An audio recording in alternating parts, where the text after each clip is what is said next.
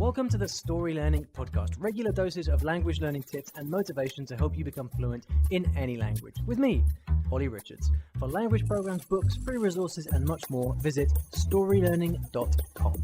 Good morning, everybody, and welcome back to the I Will Teach You a Language podcast. Thank you very much for listening. Great to have you here. You may remember a couple of weeks ago, in fact, a couple of episodes ago, I talked about going to the UK Podcast Awards, or the British Podcast Awards. And I did. I went, and I came back. And today we're going to be talking about this because I went there not for myself, but to support a friend of mine, Mark, who is the founder of the Coffee Break series of podcasts. I've invited Mark onto the show today to talk about that, talk about what happened at the events, because it was an amazing night. Those of you in the Facebook group will know what happened because I posted some pictures. But nevertheless, today I'm going to be talking to Mark about that because it was just really wonderful.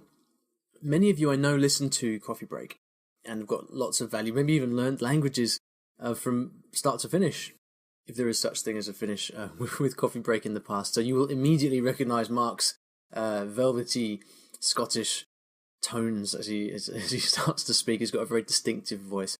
So we're going to be talking about that today. Now, without any further ado, let's get into today's conversation. All right, I'm here with Mark Pendleton. Mark, congratulations and welcome. Thank you very much. We should probably clarify what the congratulations and the welcoming are for, unless I've already mentioned it in the intro. You've won a podcast award, and we have indeed. I was really privileged to actually be there and witness it. So, what was it exactly that you won? Well, Coffee Break Italian, one of our Coffee Break language podcasts, on Saturday night won the British Podcast Award for the smartest podcast.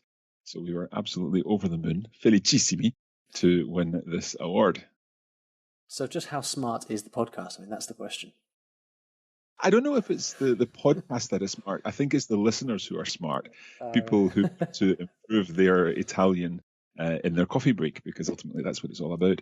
We try to allow people to learn in a slightly different way, in a very relaxed way, but relaxed with very structured pedagogy, so that you're following a structured course and progression and everything.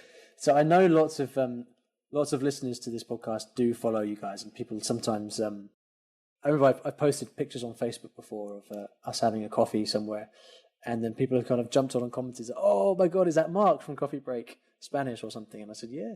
So they'll be delighted to hear your smooth Scottish voice here over the airwaves.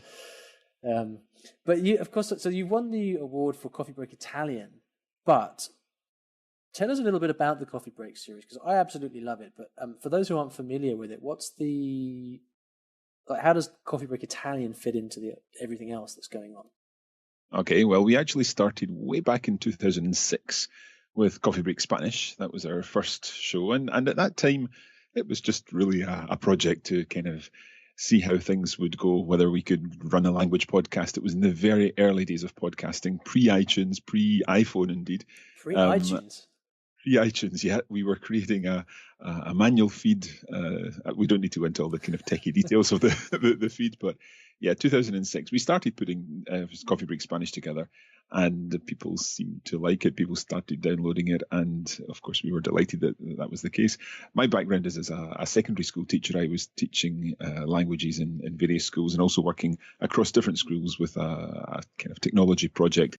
And I wanted to see if we could create a concept, create a course that would allow people who perhaps didn't have the opportunity to learn something at school to learn the language.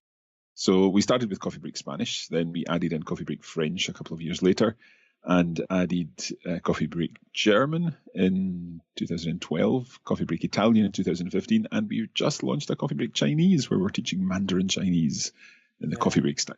That's fantastic. And you also speak...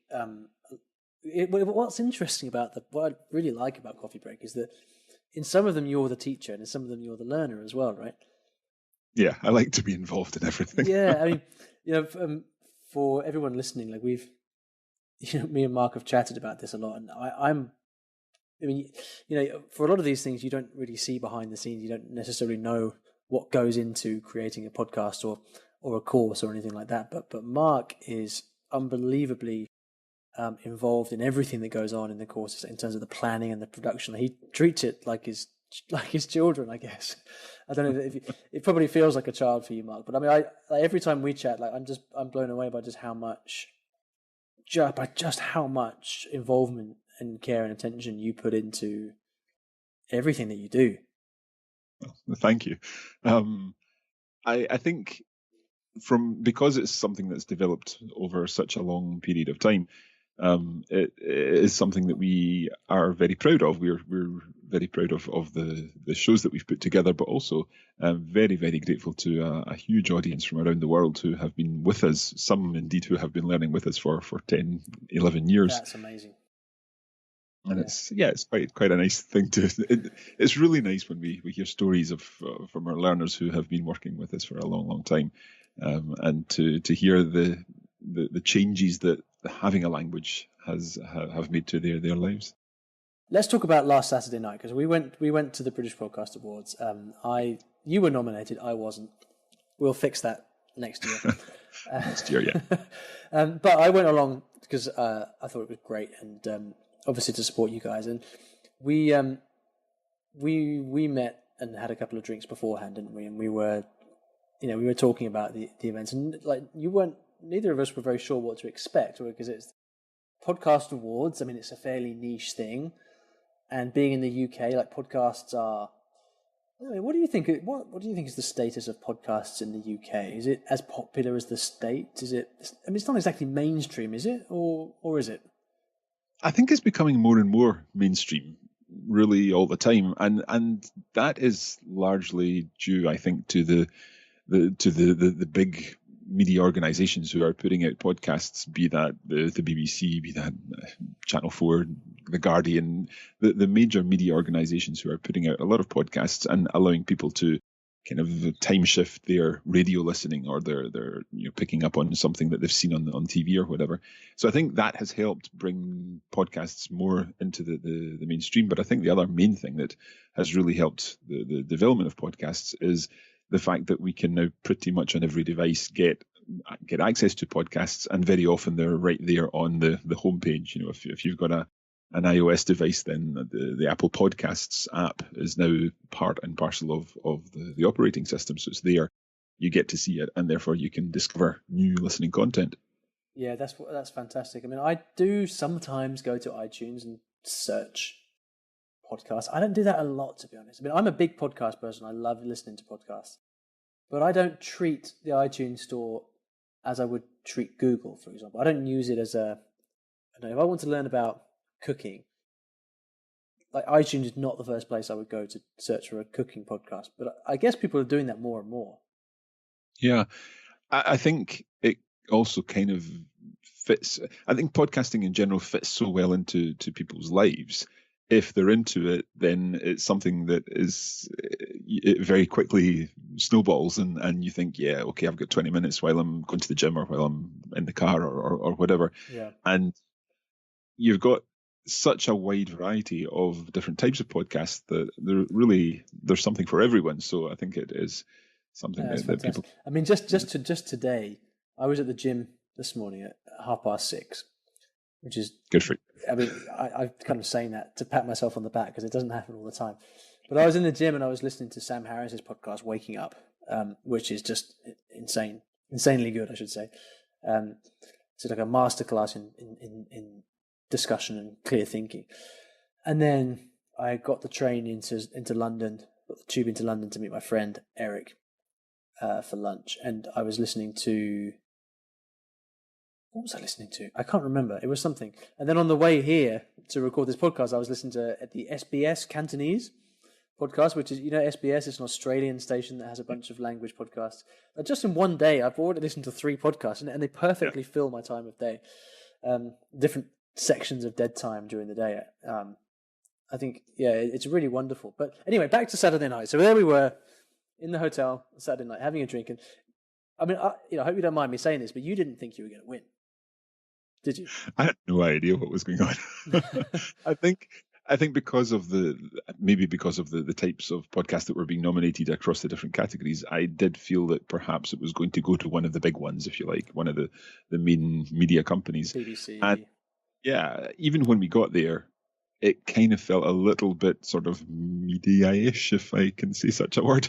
And Canapes, yeah, wine, beards, yeah. suits. I think I was pleasantly surprised as the evening started to go on to see. Yeah. Look at us, we've been around for a long time, we've got a big audience and everything else, and they may even see that we are kind of part of that media, although when I am working with our very small team and producing these podcasts from home many times, we don't feel like the big media, definitely not. But it was an interesting event. Yeah, but it kind of felt a bit like the Oscars, really, didn't it? You have a lot of people in a room. I imagine a lot of them knew each other. They seemed to know each other. I mean, every time a name of a podcast was announced, everybody was cheering and clapping. And then, so it's a kind of darkly lit room with a bunch of people crowded in, like most people a little bit drunk by that point. And then there was an MC who was reading out the category of the award, and then he would read out 5 nominees, and then there was a bronze, silver, gold award, right? And it was quite funny because they said at the beginning, look, there's no speeches, guys. So if you do win, you're not going to give a speech. Did you breathe a sigh of relief at that point? I did, particularly because I had a bottle of water with me the entire time, just in case I had to do a speech. But yeah, after that, I had a glass of wine. Yeah, because you had prepared a speech, hadn't you? No, I'd written down about 6 things that I had to say during the speech. But you have to do that, right? Because you don't want to be in a position where you've suddenly been given this award and then you have to deliver a speech and you're like, thanks, Mum. Yeah. Let's face it, it's kind of like language learning, because you've kind of got to imagine yourself in the situation and imagine yourself going to say what it is that you're going to say. Be ready to say it with confidence, even if you do make some mistakes. That's kind of what I feel. Yeah, good job bringing this back to language learning. But excuse me.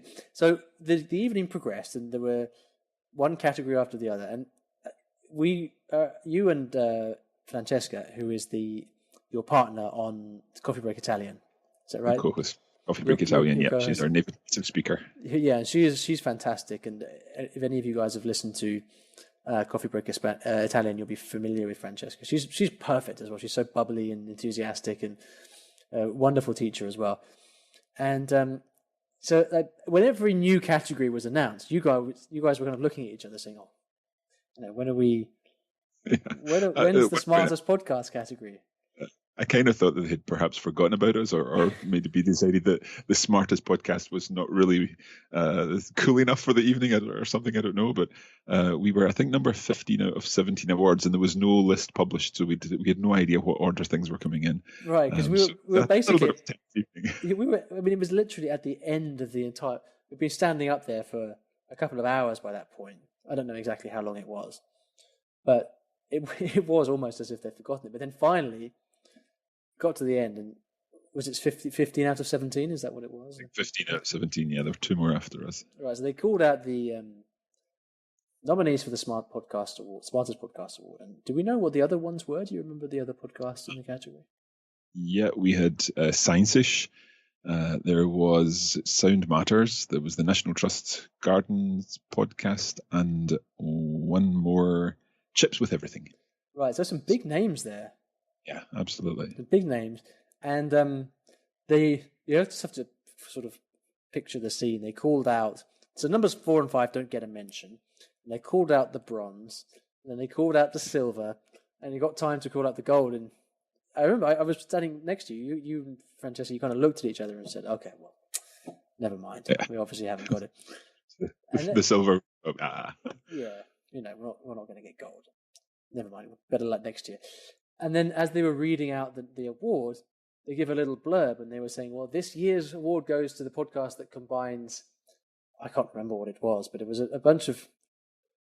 It was very nice, they said. Very, very nice, but kind of fairly generic. It could have applied to any of the podcasts, really. Exactly. Until the point where they said, I don't know how you say that bit there in Italian. The winner of the 2017 Podcast Award is Coffee Break Italian, and that was a fantastic moment, because it was like almost the last reading of the last session of the entire night.